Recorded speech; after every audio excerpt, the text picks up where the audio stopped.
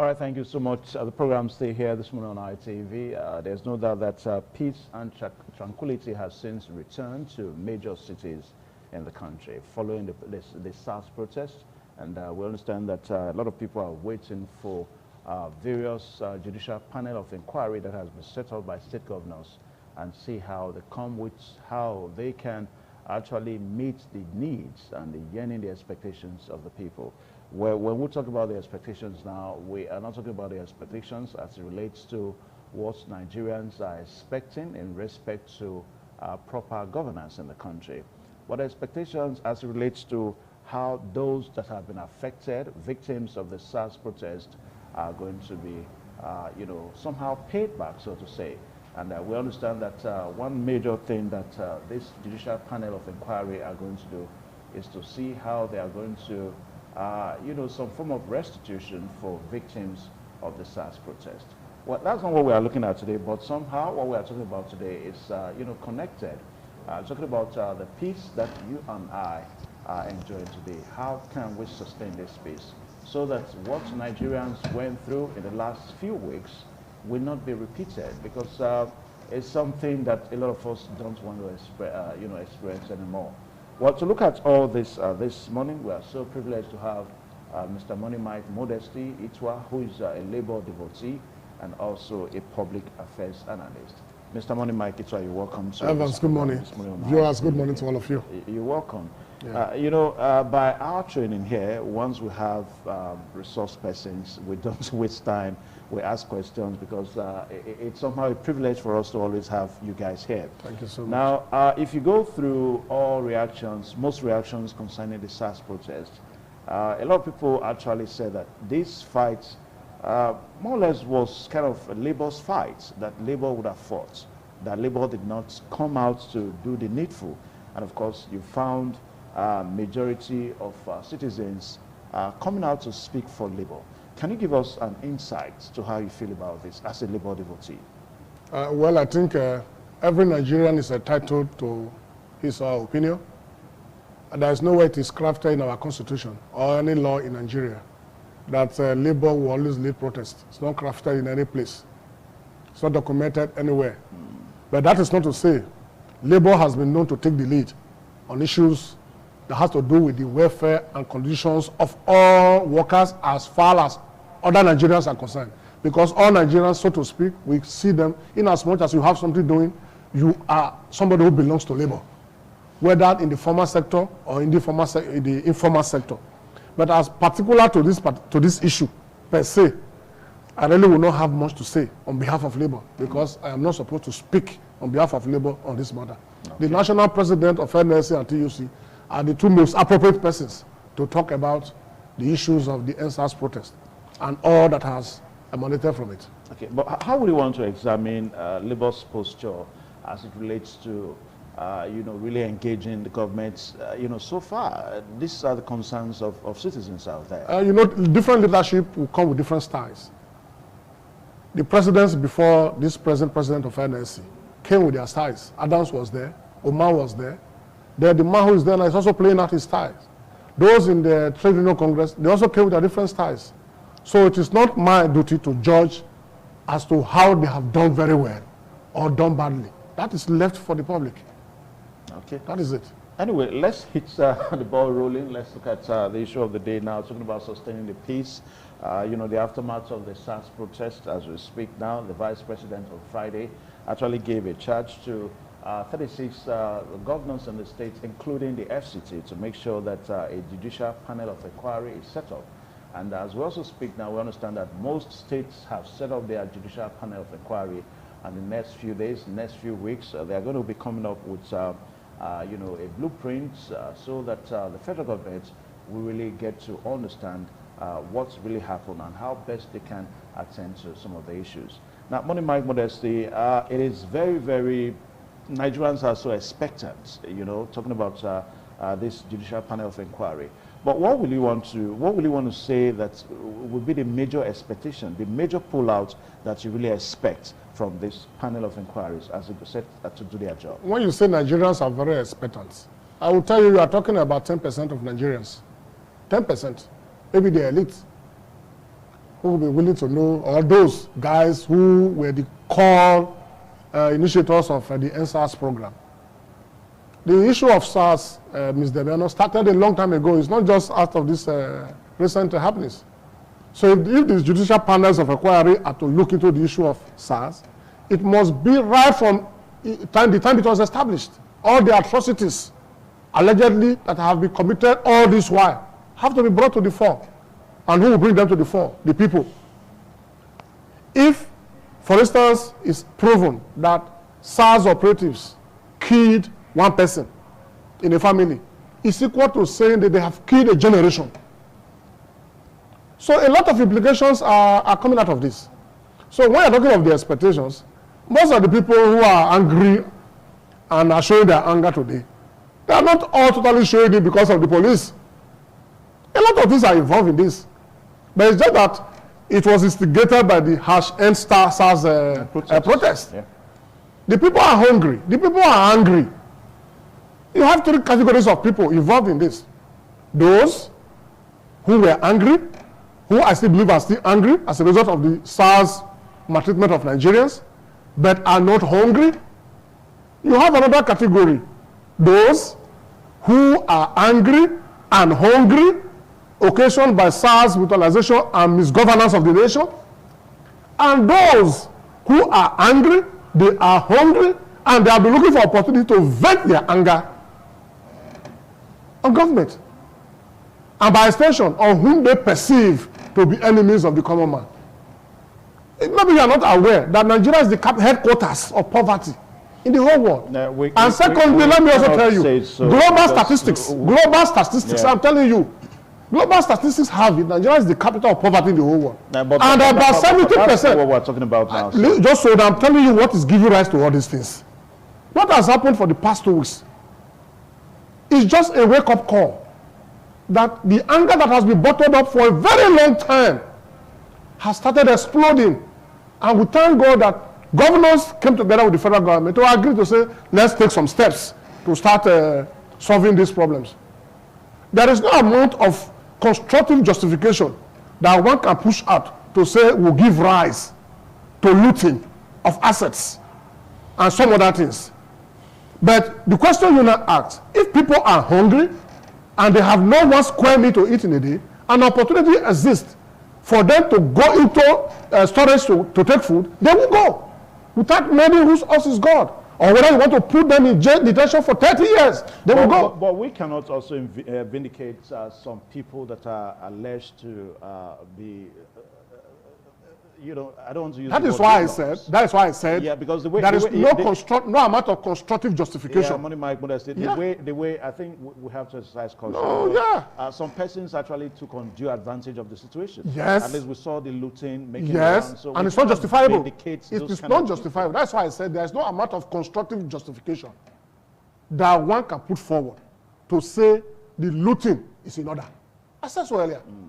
But I went back to tell you, hunger can cause a lot of troubles. Anyway, what we are looking at this morning is because we are looking at how to sustain the peace that we are. Yes, and you mentioned the issue of the judicial panels, and I'm coming to that. Yeah. It's a step in the right direction. Okay. And I told you, it's only 10% that will be interested in knowing what the grammars they are speaking there. Because over 99% or 90% of those who are angry may not be interested in the grammar you are speaking there. They are going to be interested in how are you able now to say because of what has happened, the food is not readily available. Are you trying to say that the composition of this judicial panel of inquiries across is elitist? It's going to be for the elites. So at the end of the day, it will not make we are not saying so. It will enable government at different level to take some steps because recommendations will also be made. Okay. But despite all these recommendations that will be made, if there is no food on the table, I'm telling you, it's a wake-up call that has just happened. Let me tell you, just in Philadelphia in the US, yesterday and today, there has been massive protest because police officers shot a black American.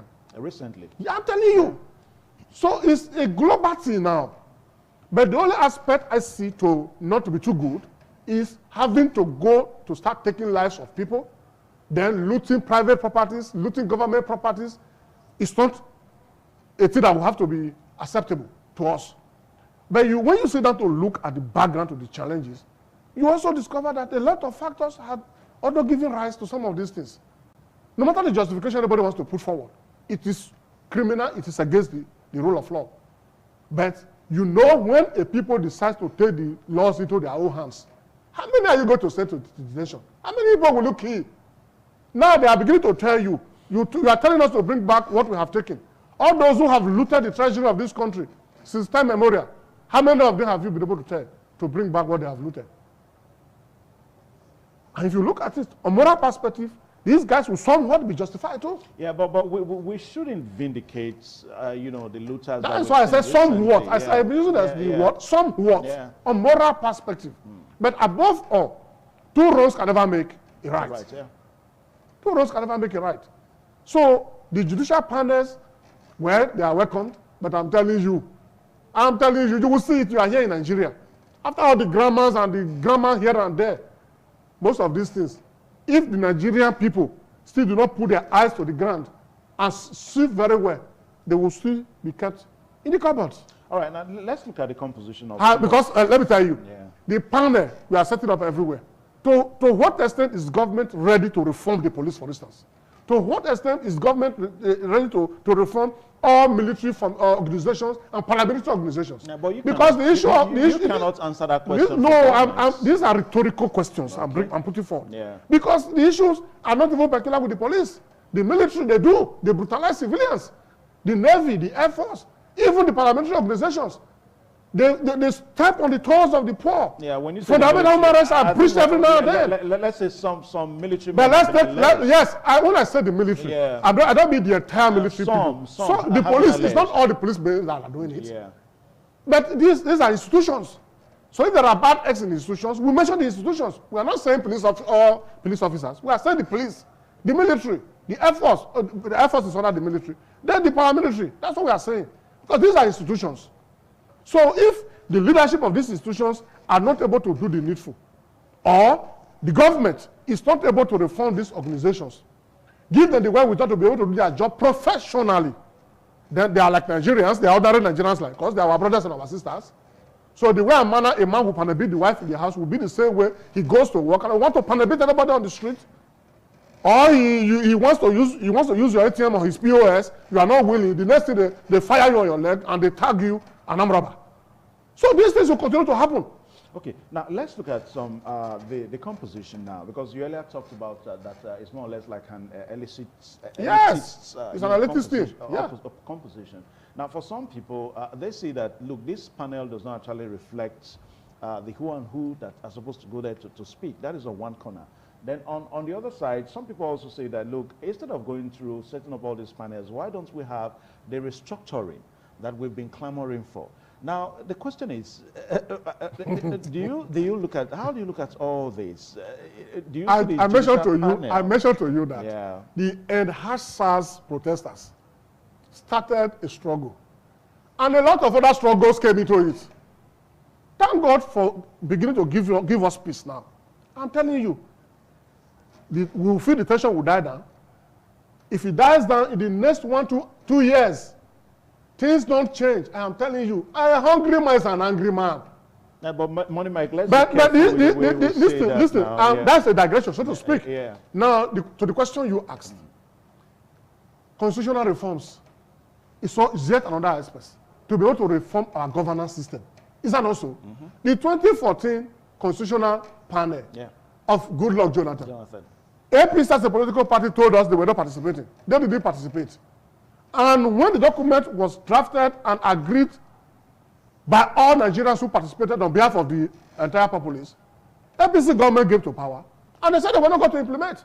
And this is a document that is reverberating every now and then. One would have expected that at this juncture, government will now conclude to say, yes, this document everybody is talking about, let us look at it. Are you trying to say that it is probably the non-implementation of that document? Yes, because if they had gone into looking at that document genuinely and commenced the implementation, restructuring is part of it.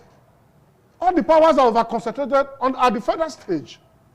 You can imagine a chief executive officer, you are told you are the chief security officer of the state, and you have no powers to command the military or command the police commissioner to take some lawful instructions until they take directive, or you have given an instruction, the IG sits in Abuja and carry out the instruction, or Mr. President says, don't do that. And yet you are calling a governor the chief executive officer of his state. So these are the issues. We have been clamoring for state police. Yes, I agree. State police, that will also be regulated. We must start from somewhere. Devolve resources. All resources are in your hands. What are you doing? In the common sense of it, a federal doesn't exist. It is the federal units that gives power to the federation, to the federal government. Then why are you taking everything? And the people are suffering. Anyway. Okay, even the one that is being given to the ones in the states and local government, are the people benefiting it? Another question. Okay. Now, Money Mike, because whether we like it or not, there must be some form of peace for government to really... But not like the peace of the graveyard. Yeah, we know. We're not talking about the peace of the graveyard now. Whether we like it or not, you and I must be able to attend to our normal daily economical activities so that we can make progress in life. I mean, unlike some few days ago that you and I almost could not go anywhere. So that will make me to ask you the next question. Now, what do you think will be the major role of Nigerian citizens in order for us to really sustain this peace so that government can make progress?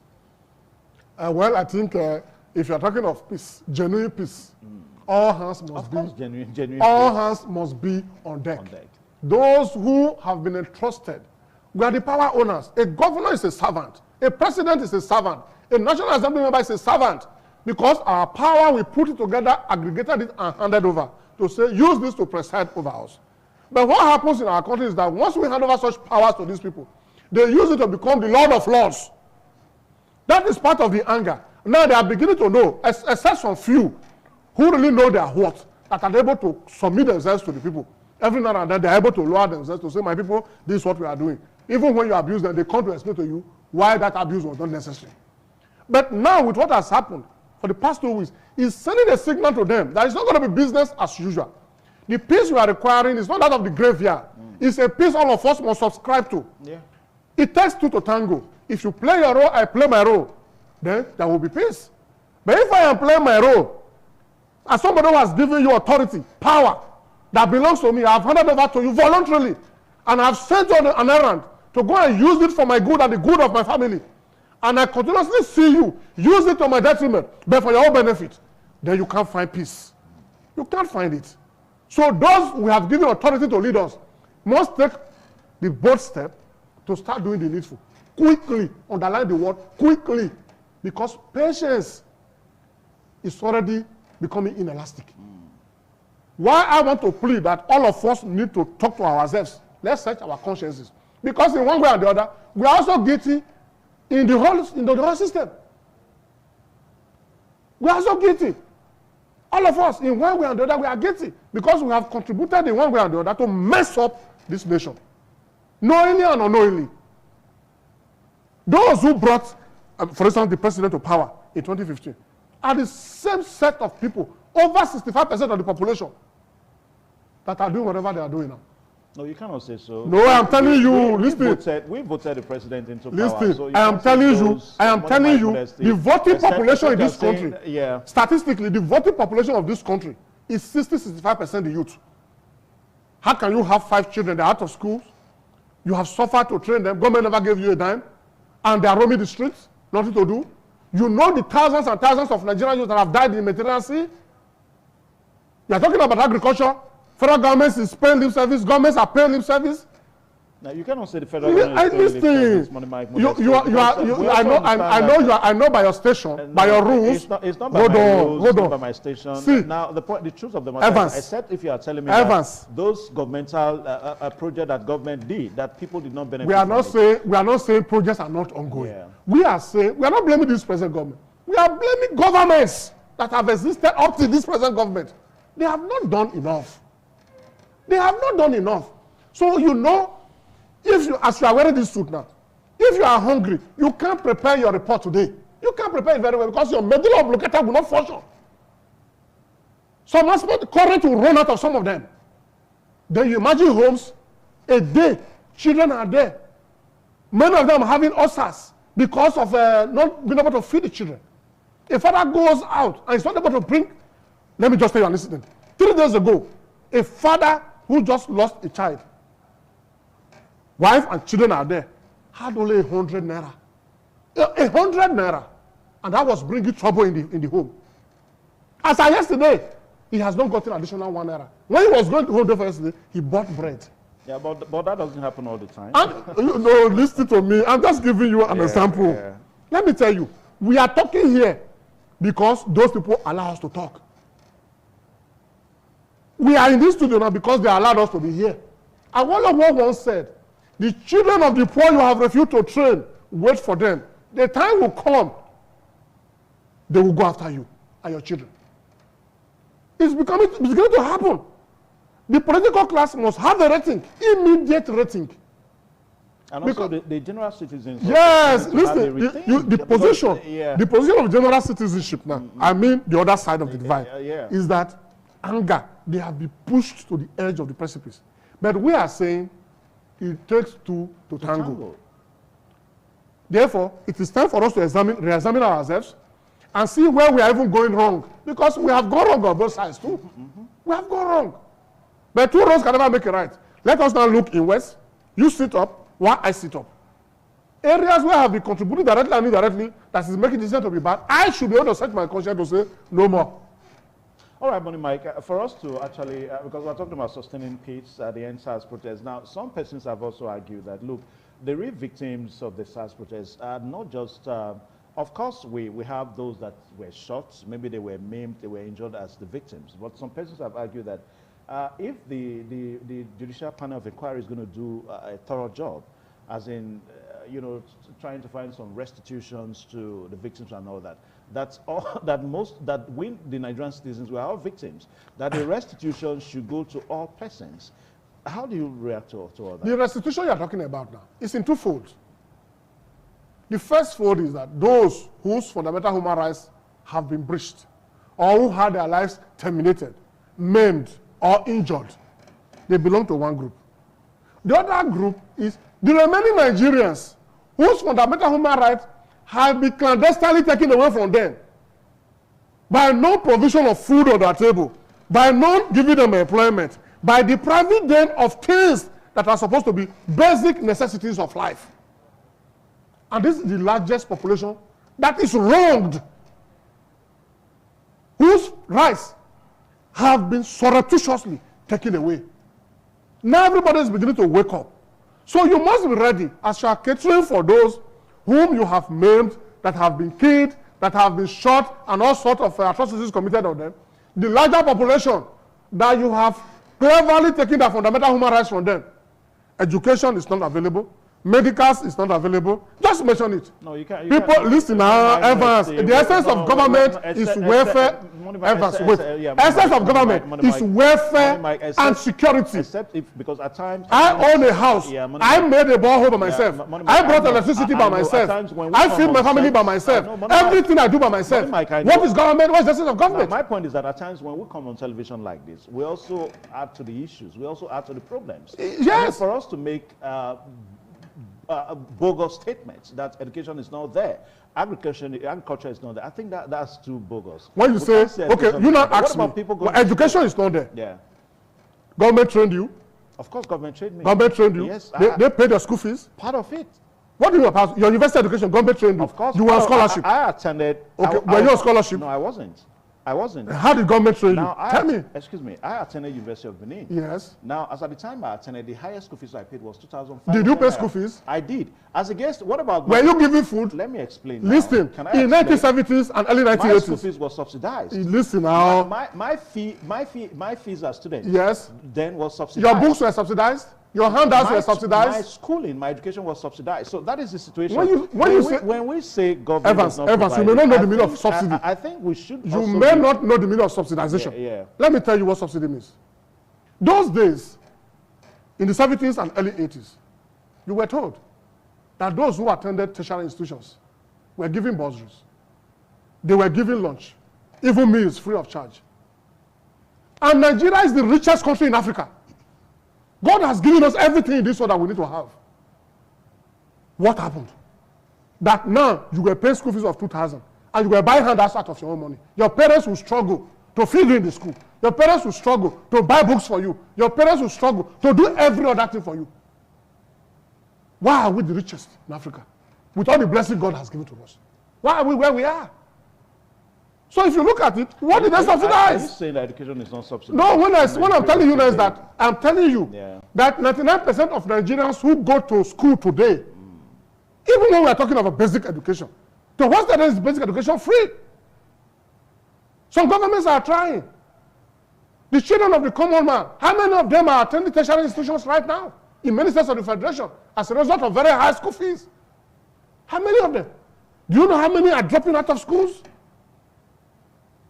And this problem didn't just start yesterday. It was not the Buhari's second coming that it started. It has been there. So that's why I'm telling you, the anger you are seeing in the land is not just an anger of yesterday, of today. It's an anger that has been building up, that our parents were not willing to take any action about. But the digital generation has decided to say, enough is enough. We no longer want to go and die in the desert. We're not saying it should continue. We're only saying that everybody must sit up now. Let us sit up. I won't sit here and preach violence. I've never been a friend of violence. But in as much as I want to condemn violence, I also have to let you know why the violence may continue. No, the violence, we don't want it. We don't want it. That's what we are saying. So that's why I'm prophetically. We have seen that if it continues, Evans, I am prophetically telling you now. If you go to the realm, you know what I'm talking about. What kind of God has helped us. God has helped us to start controlling the situation now. We pray we don't have a wave 2. And the wave 2 will only come if these issues that have been identified are not taken good care of. Let me take you to the northern part of this country. Wave 2 is not going to do any person any good. Listen, it will not do anybody any good. We shouldn't talk about. You see one thing, As a father, there are expectations by your children from you. A time comes, all the time you can always square them. They will say, because our daddy will not talk. A time will come. They will say, enough is enough. Before you raise your hand, they hold your hand. They say, Daddy, you think all you have been doing, you are so justified? By the time they start speaking to your face, you will know it is no longer business as usual. But when you sit down quickly to listen to the arguments, as a father who is mature, you say, my children have never done this before. For them to have talked back at me today, let me find out. My wife, what do you think? You put your heads together. No, they are matured enough now. You are supposed to be consulting them on some issues. Okay, let's consult. Children, I am sorry. Join me now to put things right. Tomorrow, when you say, says, Daddy, because you have spoken as a father, you have learned your lessons. But because of our arrogant nature, we are so arrogant that we always believe we are right all the time. The other person is never right. We can always lord it over people all the time. Then the time comes, they will tell you, you are just one. We are more. If you think we have given you instrument of governance, you can use against us, we will tell you, your home, we know where you're coming from. All right, Money Mike, there's no doubt that we understand what you're saying here, and we're still looking at how we can actually sustain the peace that you and I are enjoying today, because whether we like it or not, Nigeria is our nation, and it's only this nation that we have. Yes, it's the only one we have, and we will preserve it. The atmosphere of peace that we can even allow that the government can do what we expect them to do for us. So if the nation is at war, we forbid that. We don't pray for that. We will not get to war. We won't get to war. God will not allow us to get to war. At all. But we have to take all precautionary measures. Because war is not only when gun is carried and people are being slaughtered. That's not only war. The war of hunger is the greatest war. Anyway, it's the greatest war. Let's look at the role of our brothers in the diaspora. Because whether you like it or not, they are so interested in what is happening back home. I mean, the NSAS protest started in the country, and before we knew it, we also had versions across the globe here and there. Now that we are willing to wait for the government to do the needful for us, so what do you think should be the role of our brothers and sisters outside the country so that we can allow this peace that we're experiencing now to continue? Here in Nigeria, all of us should continue to preach peace, but not like that of the graveyard. We must preach the peace. Genuinely, let's preach it from all sides of the divide. Our religious organizations, our traditional institutions, all sectors, we must come together to preach peace. But those who are supposed to sit up from all ends, we should all be sitting up and doing the rightful thing so that we don't have the repeat of this type of situation. Our brothers and sisters who are in the diaspora, we also use the opportunity to call on them. We are praying and pleading. Enough is enough. Let's withdraw all our arsenals and see how we can constructively engage government, both at home and government overseas. Because our governments are also overseas. Our ambassadors are our government overseas. Let's reach out. Let's put up a formidable diaspora front to reach out to the federal government and our state governments. We are hearing of the digital panel of inquiry. Suggestions, useful suggestions that can be made, make them to us. And let's put these things to action. So we are appealing that everybody should preach peace at this juncture. But you see, the role of the social media in all of this is yet another disaster. Yeah. Another disaster, massive disaster. Because any nation that will erupt in troubles, in anarchy or chaos, the social media goes a long way to helping to find the ember of discord, or also helps to douse the tension. But in our own climb, most of the times, it's on the negative side. So authorities should also ensure that the needful is done so that they don't give opportunity to social media influencers and users to truncate the peace that we are working towards. Government must speak up to the people every now and then.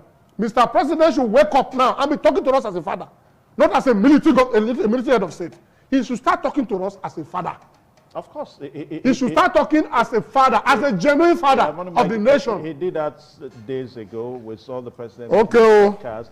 We don't have a military head of state, so we cannot say not as a military head of state. Anyway, let's look at something that we also need to talk about. Now, the protest started very peacefully, and somewhere along the line, it was hijacked. It became a violent one here and there. And for most people say that hoodlums, whether we have been mindful of the way we use the words now, but those people that actually, destroyed items that don't belong to them, destroy public properties here and there, those guys, the best way to actually refer to them is hoodlums. I mean, why will you destroy properties if you are protesting? Are there no more peaceful ways you can protest, and at the end of the day, you still send the message? Evans, I won't allow you finish. I won't allow you finish. Yeah, let it be clear to you. Let it be clear to you, and be clear to whoever is watching me now. Yeah. As far as the activities or the incidents of last 2 weeks is concerned, as far as I'm concerned, no hoodlum. Okay, let's say agreed. Hold on. Let's say agreed. Hold on. No hoodlum, no miscreant, no disgruntled element. As far as I'm concerned, they have been angry mobs, by destroying angry Nigerians. But on the aspect of destruction, I totally condemn. That's what we're saying. But let us not say hoodlum, because I know why I'm very categorical. I know how I'm very categorical. Yeah, we're not saying if you look at the background from where I started this discourse today, there's no element of hoodlum. You are entitled to using the word. I didn't say hoodlum. But as far as I'm concerned, government will be saying hoodlums. As far as I'm concerned, they were angry Nigerians. And I told you, the third category of persons that got into this protest were those angry, hungry, have no control over their anger, and they were ready to vent the bottled up anger on the nation. All right, so how do we begin to have a situation whereby, even if we protest in future, that as an addendum to what I've just said, let me tell you, people were protesting peacefully. And we were told that allegedly government officials were importing people to come and challenge and maim those peaceful protesters. Yeah, who instigated the trouble? That's an allegation. Who instigated the whole trouble? Allegation we cannot substantiate. Who instigated the whole trouble? We cannot substantiate. You are becoming a politician. No, not politician. When we say government officials, you cannot. I said allegedly. The videos we watched in Abuja and some other places. What happened in Lagos? We saw buses were even SUV vehicles were bringing people to fight. Don't you think that video was doctored? No, that's what I said allegedly. So I used the expression allegedly. Let's leave it there. But the voice of the people is the voice of God. Yeah, but Mike, what I'm even saying is that, you see, whether we like it or not, in as much as we have the government and the people, times will always come whereby people will say, no, we don't agree with you on these policies, on these programs and all that. So in terms of in future now, how can we begin to have, how should we be having peaceful protests so that hoodlums, so that people don't hijack the process? Let me not use the word hoodlums. Peaceful protests. The Lekki gates, the massacre in Lekki, where they should have gone. Did they carry any kogel or any sharp instrument? The protesters? The protesters in Lekki gate that were massacred. Let me remove the word massacre because more facts are coming out now. That were shot at. That the light had to be put off. The cameras had to be removed. and the gunshots were fired at them. Everything about Lekki. Listen now, wait now. You wait. Yeah. We are Nigerians. Yeah. Advance by now, you should know me. I'm not the kind of person who comes to start talking because he wants to talk. Anything I say, I will evidence it, and I will be able to tell you why I'm talking the way I'm talking. So that by tomorrow, when you ask me questions, I should be able to tell you. Whether you say it's alleged or it's not alleged, this is what is in the public domain. So, those guys were they shooting anybody? Those guys were they looting? A curfew was declared. The same day the curfew was declared, people went with Nigerian flags. Some wrapped themselves in Nigerian flag.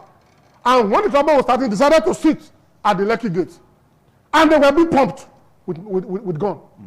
Now you will say those ones. Let's wait for the investigation. Money Mike, let's wait for the investigation. I will wait. We are waiting. We'll see. Waiting for the investigation. So at the end of the day, the military authority will be able to tell us what actually happened so that we can put an end to that. Now, Money Mike, on a final note, talking about sustaining the peace. So how do we really continue on? Yes, government should totally reform the police.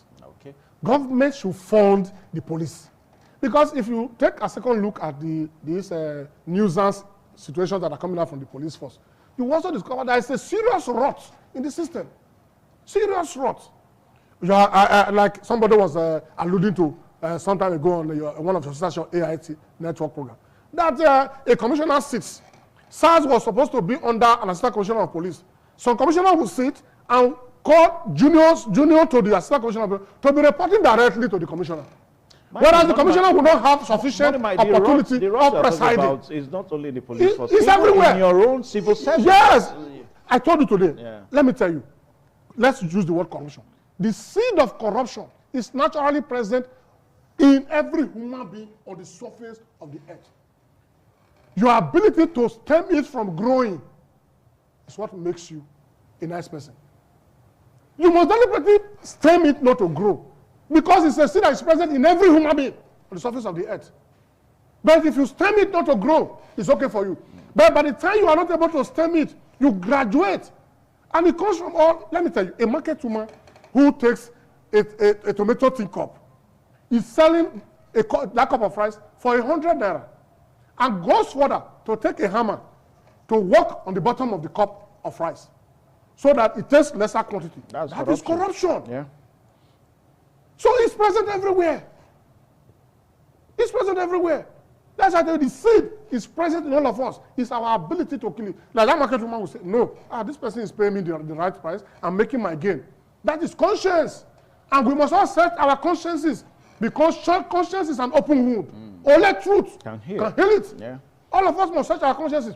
Reform the police. Give them what is due them. An average policeman that pay for the sometimes by the time you remove his salary, you remove tax and others. 30,000. How much is a bag of rice?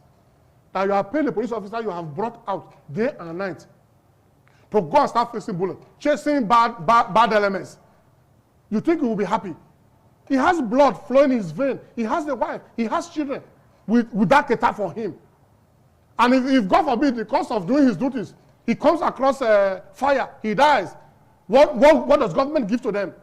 So these are areas we have to look at. Not just the police, even the military. Yeah, even the civil service. Yeah, the civil service. We have to reform all the system. Yeah. Because if we want to get it right, there is no amount of people you send to jail on corruption of 30 billion, 50 billion. It's even becoming more endemic now. We are doing like this, pretending not to see. It's worse. So all of us must be involved. If you are a religious leader, preach the right word of God. Do not take the people's money to enrich yourself while your church members or your mosque members are suffering. If you are a traditional ruler, pray and work for your people under you to be living well and doing well. If you are a governor, you have security votes. Make security votes available to all heads of villages and clans to raise vigilante groups to be able to provide security. And of course, if you are a labor if you are a labor officer, do your work as a labor person. To the interest of your people, of your members. That's why I said we are all involved. You asked me the question of what's labor doing, and I told you I'm not to speak for labor. Those who to speak for labor are Abuja. Because even the labor community, we are not happy. We are not happy too. All right, Mike Modeste, it's always a wonderful time whenever we have you here, talking about issues in the country.